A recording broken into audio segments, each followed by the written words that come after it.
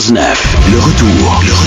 91.9. La radio qui ose. 16h21, mais 22 minutes dans le retour du 91.9 Montréal. Les trains doivent ralentir. Transport Canada a vu un reportage de QMI, du Journal de Montréal et ensuite de TVA sur l'état des voies ferrées sur la rive sud de Montréal. Et donc, la vitesse qui était autrefois de 40 km/h, on doit la réduire à 16 km/h. Et comme Martin nous le disait juste avant la pause, on est quasiment arrêté à cette vitesse-là. On sait que les trains, déjà, à des endroits sur la rive sud, vont à très, très basse vitesse. Saint-Lambert, exemple. Saint-Lambert, la voie ferrée traverse le quartier résidentiel. Déjà, là, pour faire passer les trains à cet endroit-là, il faut voyager à très, très basse vitesse. Mais là, ce sera le cas là, jusqu'à Sorel-Tracy. C'est quand même plusieurs kilomètres. C'est beaucoup de temps perdu là, pour le CN. C'est un peu de la faute de la compagnie qui aurait dû mieux entretenir son réseau ferroviaire sur la rive sud de Montréal. Et tout ça, ça se passe dans l'année après Lac-Mégantic, où là, on commence à se tourner vers le transport de pétrole par train, qui demeure logique, là, parce que brûler de l'essence en camion pour transporter de l'essence, c'est contre-productif un peu. Là. Une chance qu'on a le train, mais encore faut-il que les voies soient... quand même du diesel. Ça reste, non, c'est vrai. C'est vrai, mais t'en transportes plus avec une locomotive que tu peux transporter avec un camion. Là. C'est clair. Ah, absolument. T'as raison. T'as pas mal de wagons derrière, puis tu transportes d'autres choses en même temps. Là. C'est plus c'est un peu comme le bateau. Là. T'en transportes beaucoup, puis si t'enlèves le bateau de là, exemple, quand la voie maritime, le niveau de l'eau est trop bas, ils mettent ça dans les camions. C'est pas mal plus de camions sur nos routes. Est-ce que nos routes sont prêtes à ça, là, déjà dans l'état où elles sont actuellement? Là? En tout cas, transport, c'est pas évident, c'est un gros dossier, mais parlons de cette victoire des citoyens du secteur contre notamment Transport Canada, mais Transport Canada leur a donné raison en baissant la vitesse. C'est Gilles Réaume qui est président de la Ligue richelloise contre la tyrannie pétrolière. Monsieur Réaume, bonjour. Bonjour, monsieur. Le titre de votre organisme me fait réagir quand même aujourd'hui quand j'ai vu ça. Ligue richelloise contre la tyrannie pétrolière. Je me dis que vous, à la base, c'est pas juste la vitesse du train qui vous inquiète, là, c'est le fait qu'il y a du pétrole dedans. Il y a du pétrole dedans qui passe à quelques pieds de chez moi. Il y a 50 fois plus de pétrole entreposé à Sorel à 5 minutes de voiture de chez moi qu'il y en avait à Mégantic l'an dernier. Vous avez bien compris? Oui, ça c'est un point. 50 fois plus. Chaque wagon que vous voyez passer contient 18 000 barils de pétrole. J'entends le monde dire litres. Barils de pétrole. Un baril de pétrole, là, pour s'enlever de la tête, c'est pas un 45 gallons comme on a dans nos cours, là. C'est plus petit que ça. Mais il y en a des milliers par wagon et qui se ramassent ici, qui partent de Saint-Lambert, Boucherville, Varennes, Verchères, Contrecoeur, Saint-Laurent-du-Fleuve, Tracy, Sorel-Tracy s'est fusionné maintenant. Et là, une compagnie a acquis les installations d'Hydro-Québec. Il y avait là l'usine d'Hydro-Québec qui était l'usine la plus polluante du Québec. Vous êtes trop jeune pour vous rappeler de ça, vous autres. Mais on faisait de l'électricité au pouvoir de Tracy en faisant bouillir de l'eau avec du mazout. Ça prenait des milliers de litres de mazout à chaque heure pour faire bouillir de l'eau dont la steam, excusez-moi l'anglicisme, dont la vapeur faisait tourner les turbines. Ça servait 3 jours par année, donc il faisait moins 40 pour suppléer aux besoins d'Hydro-Québec. Mais depuis 30 ans, presque, ça fonctionnait plus. Ça a fonctionné un peu après, mais presque rien. Et là, Hydro-Québec a mis ça en vente. C'était acheté par Kildare, qui était les Delangistes de Joliette. C'est devenu une entreprise américaine. Il y a là 15 réservoirs, comme on voit là dans l'est de la ville, là, vous savez, dans le bout de Pointe-aux-Trembles, là. À Sorel, ici, là, il y en a 15 comme ça. Et là, tous les jours, on transporte des millions de barils de pétrole qu'on garde à Sorel parce que le pétrolier vient 1 ou 2 fois par mois. Mais vous, là, si on remet de l'ordre dans le circuit du CN, là, si le Canadien national prend ses responsabilités, puis il change ses nombreuses traverses en bois qui sont fendues, détruites... 40 000! Oui, si on... C'est les chiffres du CN, ça. 40 000 traverses finies entre Saint-Lambert et Sorel. Mais il répare le réseau, là. Donc, on a un réseau là, moderne, top-notch, sur lequel le train transporte le pétrole. Est-ce que ça vous va ou c'est le pétrole en tant que tel là, qui est l'ennemi? Écoutez, moi, je pense comme la mairesse de Lac-Mégantic, ça me permet de la citer. Eux autres savent ce que c'est. Là. On va faire une assemblée ici à Sorel, puis on espère avoir des survivants du Lac-Mégantic qui viennent dire comment ça se passe, là. Parce que là, vous et moi, on parle de quelque chose de théorique qui arrivera peut-être jamais, mais ça a déjà arrivé, ça fait un an, là. Donc, il faut énormément de sécurité, loin des villes. Moi, la traque, là, elle passe à 75 secondes de chez moi. La quoi, pardon? La voie ferrée. OK, la voie ferrée. Elle passe à 75 secondes de chez moi. OK. Elle est à côté de chez moi. Oui. Moi, s'il arrive de quoi, là, à gauche, j'ai le Richelieu, puis à droite, j'ai le Saint-Laurent. Où c'est je vais, ça pète? Mais pour rassurer les gens, là, la pente entre Nantes et Lac-Mégantic est quasiment unique au Canada. Ensuite, ça arrive dans une courbe en bas, rendue à Lac-Mégantic. Et il y a 18 facteurs là, qui ont fait en sorte que c'est arrivé. Ah, j'ai lu ça, monsieur, je peux vous le citer par cœur si vous avez le temps. Ben oui, il y a aussi beaucoup de facteurs qui entrent en jeu ici. Le transport par ce genre de camion-citerne. Ici, à Sorel, là, les 15 millions de barils par mois, on va les transvider 5 fois. Vous êtes assez intelligent pour comprendre que plus pas besoin d'avoir 3 scolarités de doctorat comme moi pour comprendre que 5 transbordements de pétrole multiplient par 5 les risques. C'est assez évident même pour un enfant, là. Il y a donc ici beaucoup plus de risques dans la manipulation, parce que c'est pas du pétrole. C'est du pétrole brut, et au moment où on se parle, il y a déjà des sables bitumineux dedans. Oui, effectivement. Il y a déjà eu un déversement le 25 mars. J'ai toutes les photos. Le pétrolier Thalassa, dénoyé, a déversé le pétrole au quai de Tracy, parce qu'alors que c'était gelé, le bateau est rentré dans le quai, puis il a cassé le quai, puis il a renversé, puis là, j'ai des photos que je peux mettre partout, où on voit des employés en jaune orange, pas de chaud au pétrole, puis des pelles, puis on ramasse les produits. C'est du poison. Oui, vous, là, si vous aviez de l'argent, est-ce que vous investiriez dans lampe à l'huile ou dans l'ordinateur? On est en 2014. Oui. Le pétrole est appelé à diminuer. La Colombie-Britannique leur a dit non. Le Manitoba leur a dit non. La Saskatchewan leur a dit non. 16 États américains leur a dit non. Mais ici, au Québec... Ben, M. Réon, vous conduisez quoi comme voiture, vous? On est comme des putains, on s'écartille. Comment que ça paye? Ah, voyez. Votre voiture, c'est quoi? Vous conduisez quoi, M. Réon?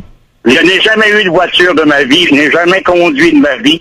J'aurai 63 ans dans quelques semaines. Donc vous, c'est le vélo. J'ai fait à peu près le tour du monde et le tour du Québec à peu près 30 fois. Vous prenez l'autobus? Souvent. Okay. L'autobus, le train, l'avion, la voiture aussi, mais je marche beaucoup. Je marche en moyenne 5 heures par jour depuis 50 ans. Mais l'essence qu'on met dans l'autobus doit circuler de quelle façon pour se rendre jusqu'à chez vous? Ah, j'aimerais mieux que ce soit électrique. Moi, je suis pas d'une religion, moi, là. Je suis pas d'un Jéhovah anti-essence, là. Je suis contre la tyrannie. Vous devez comprendre ce que ce mot-là veut dire. Je suis contre la tyrannie pétrolière. Pas contre le pétrole, contre la tyrannie pétrolière. C'est-à-dire que je me lève un matin puis j'apprends qu'il y a 15 millions de barils de pétrole au coin de ma rue. Mais Monsieur Réon, la décision de Transport Canada d'abaisser la limite là, de vitesse de 40 km/h à 16 km/h sur le tronçon qui passe à côté de chez vous, est-ce que ça vous rassure? Un peu, mais pas vraiment. Je vous récite, on dirait que les gens ne l'ont pas entendu, la mairesse de Saint-Laurent-Mégantic. La réduction de la vitesse, dit-elle, n'est pas la solution. Mais donc, vous voudriez carrément qu'on ferme... Je veux qu'on arrête ça. Jusqu'à temps qu'on nous rassure. Écoutez, là, au moment où on se parle, ils ont beau aller à 10 000 à l'heure, parce que c'est ça, 16 km, ils ont beau aller à 10 000 à l'heure, là, il y en a 40 000 de finis entre Varennes et Sorel. 40 000, c'est beaucoup au mètre, là. Il y en a... Moi, là, j'ai des chaudières de clous. Les clous des traverses, pas des tracts, mais des traverses, s'arrachent à la main. Voilà, aller les remettre, c'est dangereux, là, non? Non, tout le monde, il s'en vend partout dans Sorel. Ça fait des années, tout le monde arrache ça. C'est fini. Quand on amène des journalistes voir ça, ils n'en reviennent pas, là. Il n'y en a plus. Hey, d'ailleurs, est-ce que ça vous inquiète le fait que Transport Canada n'ait rien fait jusqu'à ce qu'un reportage soit pondu dans les médias? Il me semble que Transport Canada, avec l'inspection, aurait dû le savoir bien avant TVA. Bien avant. Moi, je vais vous dire quelque chose. D'abord, dans cette affaire-là, c'est le CN qui se surveille lui-même. Ça, en partant, là, c'est sur le plan éthique. Moi, j'ai enseigné la philosophie éthique pendant 30 ans. Sur le plan éthique, là, c'est inacceptable. Et se surveiller soi-même, là, comment dirais-je, on peut pas accepter une affaire semblable. Et la vitesse n'est pas... Ça me rassure pas, dans le fond. On est comme content parce que on a gagné une bataille, là. D'ailleurs, c'est ça l'impression qu'ils veulent donner. Le CN a les meilleures firmes de communication au monde pour le conseiller. Donc là, ils font quelque chose. Puis, bien sûr, j'espère qu'on n'aura pas de paranoïa collective puis que ça va rassurer, mais ce n'est pas suffisant. Tant et aussi longtemps qu'on ne saura pas exactement ce qu'il y en est, qu'on n'aura pas entendu. Regardez, au moment où je vous parle, là, la ville de Sorel, qui était là lundi passé, nous dit, il y a une entente avec Kildare, on arrête au terminal où le train arrive. C'est là que ça se passe. Mais c'est pas ça, monsieur. Le train continue jusque dans la ville. Ceux qui connaissent le coin, là, ils vont me comprendre, là. Le terminal du train, il est à Tracy, aux limites de Contrecœur. Juste à côté des grèves des enfants qui sont là par centaines à l'année. Ça, c'est beau, hein? Il y a des grèves de Contrecœur qui sont là depuis 100 ans. À côté, il y a le terminal avec les 15 réservoirs, dont des transvides 5 fois, mais c'était censé arrêter là. Là, non. Parce que le train doit revirer de bord. Il doit décharger sur l'autre bord. Donc, il continue. Boulevard Tracy, vous avez bien compris, je n'ai pas dit Laurent. Boulevard Tracy. Boulevard des Érables. Boulevard Saint-Louis. Monsieur Réaume, question pertinente d'un auditeur qui nous écrit sur le live à commercial-radio-xmtl.com. Jean-François nous demande qui était là en premier, sa maison ou la voie ferrée? La voie ferrée était là avant le Canada. Les voies ferrées, les compagnies de chemin de fer au Canada, je suis content que vous me donniez l'occasion de le faire. Regardez l'acte de l'Amérique du Nord de 1867. Le Canada, c'est marqué textuellement en anglais. Le Canada est fait pour favoriser les compagnies de chemin de fer. Fait pour ça. D'ailleurs, la Colombie-Britannique a mis comme condition en 1905, on va rentrer si vous nous amenez le chemin de fer. C'est nous autres qui avons payé comme de raison. Donc, les compagnies de chemin de fer étaient là bien avant que le Canada de 1867 et ils ont des prérogatives royales. Ils peuvent rentrer chez vous sur votre terrain, faire une gare en arrière, crier, pisser, vomissez. Ça vous appartient pas. Oui, mais on leur demande de rouler à 16 km/h. Ottawa, les chemins de fer, c'est de compétence fédérale, puis toutes les circulations maritimes, fluviales, riveraines, c'est de compétence fédérale. Donc, on n'a pas un mot à dire là-dedans. Les chemins de fer peuvent faire ce qu'ils veulent. La seule bataille qu'on peut gagner, c'est celle de l'opinion publique. Il y a eu 47 morts il y a 1 an, là. Puis, avant que ça arrive, là, tout le monde a dit que c'était impossible que ça arrive. Mais en attendant, on fait quoi avec le pétrole? Ici, c'était une explosion qui va arriver. C'est en plein bois. Ils vont aller tirer du gun pour s'amuser un soir chaud. Il y a des jeunes, des bombes, il y a de tout ici, comme partout au Québec, partout dans le monde, là. C'est incroyable de voir ça. Un accident si vite arrivé. Mais M. Réaume, en terminant, on fait quoi avec le pétrole en attendant? Là, si on décide qu'il passe plus par train, là, ça fait beaucoup de camions sur nos routes, ça fait des bateaux sur le fleuve. Vous voulez qu'il passe par où? Il n'y a pas d'affaire à passer au Québec, on n'en a pas besoin. Il n'y a pas une goutte de ce pétrole-là qui s'en vient au Québec. Puis on ne fait pas une scène avec ça. Pourquoi on prend le risque? Mais est-ce que le Québec en consomme, oui, du pétrole, quand même? Non, pas de celui-là. Pas celui-là, mais on en consomme d'autres. Lui, il parle des États-Unis et de l'Alberta, puis il s'en vient ici pour l'exportation. Le principe est, il faut le transporter, le pétrole, que ce soit celui-là ou quand ce soit un autre. Si c'est pas votre résidence qui est en danger, ça va être celle d'un autre. On fait quoi avec le pétrole? Ben, on fait comme les autres, là, je vous répète, la Colombie-Britannique a dit non, le Saskatchewan a dit non, l'Ontario a dit non, le Manitoba a dit non, 16 États américains a dit non, Québec dit oui. Monsieur Réon. Un an après Mégantic, M. Couillard n'a pas respecté sa parole. Il avait dit, même si la compétence est fédérale, il y a un côté environnement duquel on peut se mêler, puis il avait dit avant les élections, on fera rien sans faire des études complètes.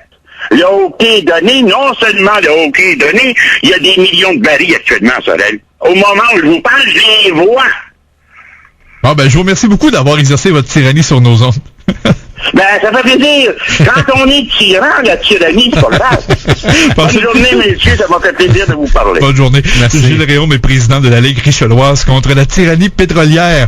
Ce fut une belle aventure. Non, mais très en verve, très informé. Et ça fait puis, réagir. Les gens, je peux pas tout lire les courriels qu'on a reçus. C'était très intéressant. Il y a beaucoup de bons points. Oui. Écoute, t'as amené des bons points aussi, parce qu'évidemment, le pétrole, on en a besoin. Puis aussi, le fait que la voie ferrée était là avant que les gens se construisent autour. Et je lui pardonne d'être fâché, là, que le CN et Transport Canada n'aient rien fait avant qu'on en parle dans les médias. Épouvantable. Là, on se demande, OK, quels sont les autres problèmes qu'on ne voit pas et qu'on doit attendre Absolument. le reportage, là. Là, on met en péril la sécurité de bien des gens, là, du côté de Sorel-Tracy, mais la rive sud immédiate de Montréal, là, et qu'est-ce que fait Transport Canada? Mais qu'est-ce que fait le gouvernement provincial face à une compétence, certes, qui est fédérale? Notre territoire quand même. Il devait avoir une intervention du gouvernement provincial là-dedans, ça suffit, là, c'est bien beau 16 km/h, c'est une admission que ça marche pas, cette voie ferrée-là. Alors, est-ce qu'on doit interrompre le trafic le temps qu'on la rénove au complet? On parlait de coûts de 9 millions de dollars. Ça veut dire que c'est pas des travaux qui vont prendre 5 ans, là. On sait que la valeur du pétrole qui est transporté va dans les... Puis d'ailleurs, ils peuvent charger aussi les compagnies pétrolières, là, parce que c'est le transport aussi, là. Ils doivent payer leur part du transport et de l'entretien du réseau. On le fait, nous. On paye des plaques à chaque année pour nos routes, là. Non, mais on voit le résultat quand même. C'est incroyable. Après le lac Mégantic, un an après, qu'on en soit encore dans une situation comme ça pour des situations qui sont... C'est impardonnable. C'est pas normal qu'après le lac Mégantic, on mette à risque encore des populations entières, des garderies, des CHSLD qui longent cette voie ferrée-là. Ça fait aucun sens. Vous nous appelez au 514-790-0919 ou vous nous écrivez live à commercial-radioxmtl.com parce que c'est sûr que les dernières minutes vous ont fait réagir, autant pour le ton que le sujet quand même, qui laisse personne indifférent. Quand on regarde la carte des chemins de fer au Canada, oui, mais aux États-Unis aussi, là, ça existe pas une ville qui est pas traversée de près ou de loin là, par un chemin de fer, et ça existe pas des chemins de fer qui transportent pas du pétrole à un moment ou à un autre dans les trains de marchandises avec ces fameux wagons noirs là, qu'on a vus là, tant et aussi longtemps pour lac Mégantic l'an dernier. 16h39, on s'arrête un instant, puis au retour, encore en couleur, faut dire, on poursuit en couleur avec Marc Laviolette, président du SP Libre, qui se prononce sur la course à venir à la chefferie au Parti québécois.